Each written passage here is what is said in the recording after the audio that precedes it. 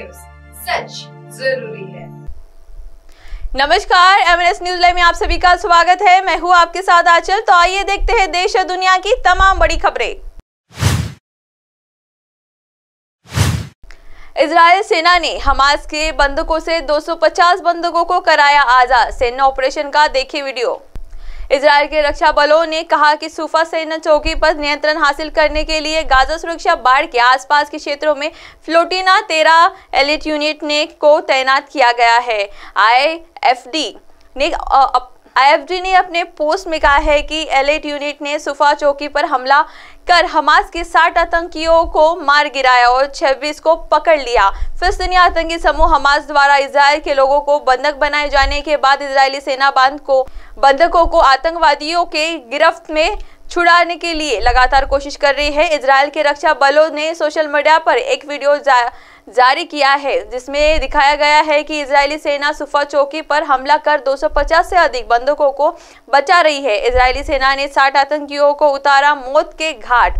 IFD ने अपने post में कहा कि सूफा सेना चौकी पर नियंत्रण हासिल करने के लिए गाजा सुरक्षा बाड़ के आसपास के क्षेत्रों में फ्लोटिना 13 एलिट यूनिट को तैनात किया गया है। IFD ने अपने पोस्ट में कहा है कि एलिट यूनिट ने सूफा चौकी पर हमला कर हमास के 60 आतंकियों को मार गिराया और 26 को पकड़ लिया है, जिसमें हमास दक्षिणी नौसेना डिवीजन के उप कमांडर मोहम्मद अबू अली भी शामिल है। वही सुरक्षा बलों ने इस दौरान 250 बंधकों को आतंकवादियों को उनके चंगुल से भी छुड़ा लिया है। आइए बढ़ते हैं अगली खबर की ओर।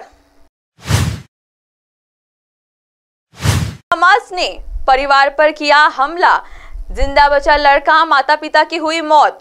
हमास और इजरायल के बीच घातक हमले जारी है। इस दौरान एक इजरायली अमेरिकी किशोर सप्ताहांत में हमास के हमलावरों द्वारा अपने घर पर की गई घेराबंदी से बच गया था। हमले के दौरान उनके माता पिता ने उसे गोलियों से बचा लिया था, लेकिन इस घटना में उनकी मृत्यु हो गई। यह परिवार गाजा की सीमा के पास दक्षिणी इजरायल के एक किबुत्ज पर रहता था। हमास और इजरायल के बीच घातक हमले जारी है। इस दौरान एक इजरायल अमेरिकी किशोर सप्ताहांत में हमास के हमलावरों द्वारा अपने घर पर की गई घेराबंदी से बचा गया।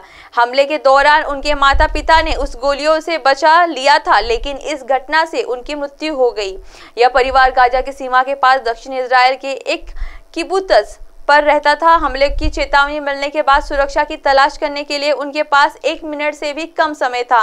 जैसे ही लड़कों ने उनके घर पर हमला किया, वे रॉकेट हमलों से बचाने के लिए बने एक छोटे से कमरे में घुस गए।